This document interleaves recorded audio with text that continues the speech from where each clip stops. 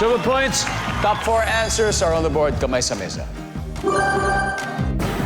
Bago papasukin sa grocery sa mall, anong karaniwang pinaiiwan ng guard sa counter? Jay. Umbrella.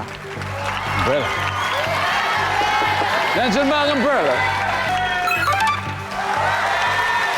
Meron pa, Kai.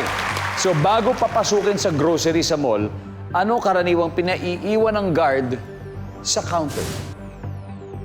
Bag. Yung bag. Dahil, ba't kaya? Tingin mo.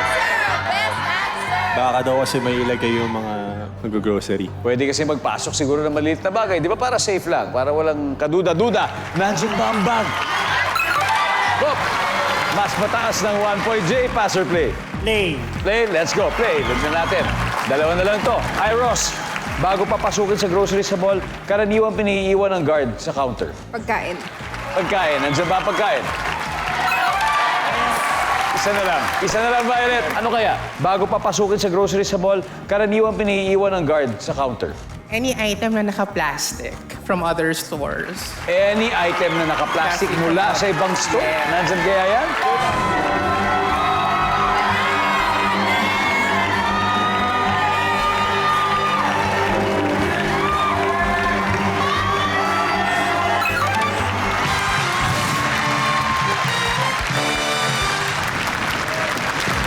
There you go.